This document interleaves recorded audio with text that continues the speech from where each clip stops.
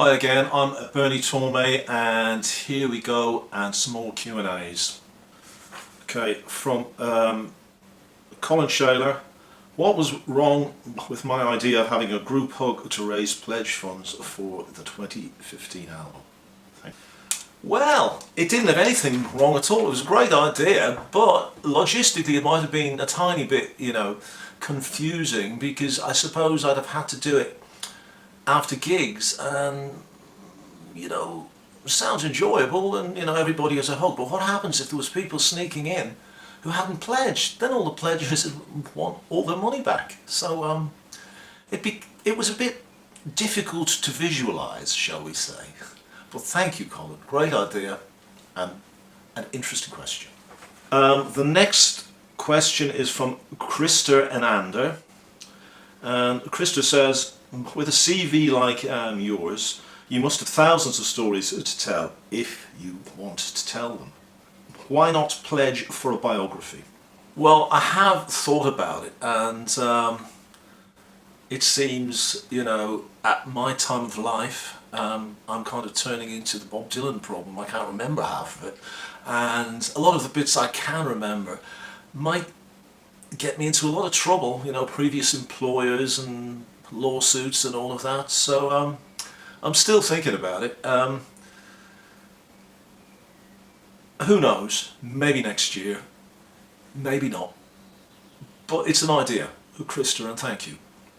This is a question from Mark Gunter. What song that you have written are you most proud of, and is there any band that you would have liked to have played with? Have you ever been asked to join any other famous bands apart from the ones we already know? Okay, first, simple answer is no. I don't think I've ever been asked to join anyone else of note. The principle as a musician, as a jobbing musician in the music business, is always to say yes, and I pretty much always did. So no, I haven't.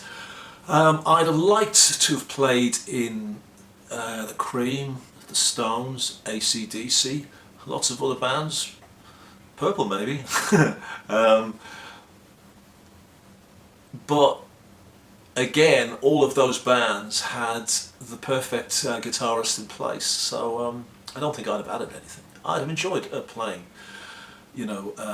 with those people. But I mean, then again, I've had great people in bands that I've played in. So even though an awful lot of them are probably not exactly household names, all of them have been just amazing players, and I've also been blessed, with playing with lots of other people. Tommy Aldridge, Ian Pace, and Ian, Don Airy, lots of people, and just amazing players. Rudy Starzo, just great. And even people I had in my own bands, Spalding, Chris, just great players. So I think, it's, even though I'd have enjoyed jamming in those other bands, who knows, bands have a chemistry, and those bands absolutely have.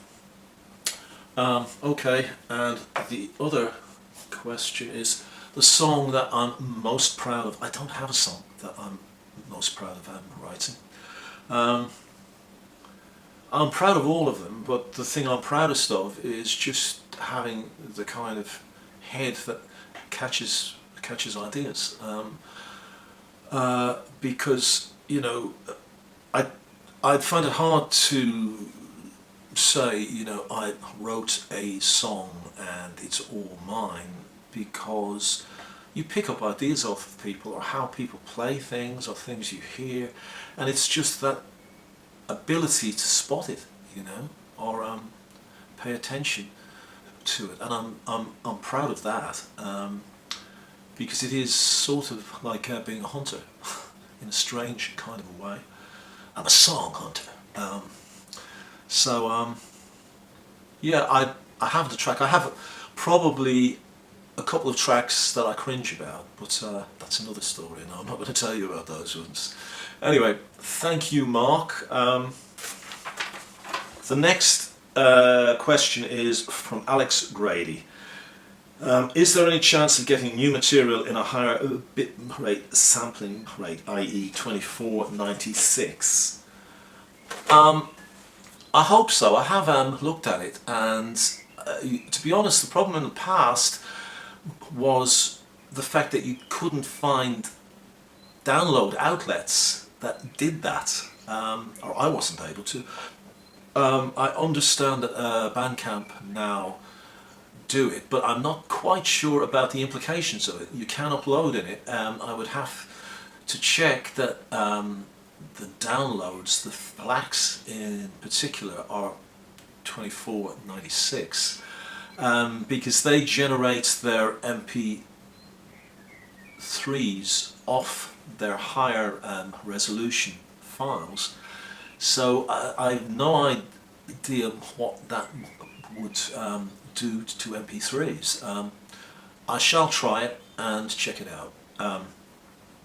I don't think I can do that as part of the pledge, because as far as I know, Pledge do not offer that option to upload. As far as I know, they only allow me to upload 4416. So again, I shall ask about it and check, but in principle, yes, only it is probably going to be a different option to a pledge. So yes, thank you for that, Alex. And the last for today is from Finley Suter. Hi Bernie, really enjoyed the Torme album. The Gillan band will always be special and probably due to its seemingly haphazard approach. Live, you guys were untouchable. Do you ever wish you had a dedicated producer in those days, or do you prefer to have a full control? Okay, that's an interesting question. At the time I joined, the kind of production duties were being handled by Chaz Watkins and Colin and Ian. I hadn't really any say in it. By the time Glory Road came around, it was John and Chaz, but that was always quite a source of disagreement, because I really produced my own guitar parts, though Chaz obviously did all of the technical end, and that was true of Colin's parts too, and Ian's. So John being named as a producer was really not 100% true, though he had more of an interest in it than anyone else had, and kept an eye on it. I don't think by the time Future Shock came around, John and Chaz started it, and basically Chaz and Ian completed it, because there was a lot of disagreements about the mixes. I think it would have helped us to have had an outside, the proper outside producer in place, because it was really a case of there being no general plan, and it was a bit chaotic. I mean, you know, you'd have to say it worked. We had large selling albums and singles, and I think an awful lot of the singles sound great. The albums could, in places, I think, have been astoundingly better. But again, you know, an awful lot of the role of a producer is just cracking the whip. And actually Ian was extremely good at that. He basically, you know, we never had a chance to kind of spend a long time. It had to be done. So Ian, you know, was driving all of that along. The other point is that, of course, producers are not cheap, and were not cheap even in those days, and I'm not sure that we really had the budget to have a producer and pay the band initially, so it was just how it was. Definitely a bit haphazard and chaotic, but it, you know, it also had that thing that it did not sound generically like any other band of that time, and that was a blessing and a curse. You know, it sounded like us. You'd always recognise us, and it maybe was not exactly airplay friendly in a lot of cases, but you know, that's how it is. And I'm probably saying I don't know because I honestly don't. You know, it was fairly disorganised, and it was really a group of people where the people who had the most experience were Ian and Colin.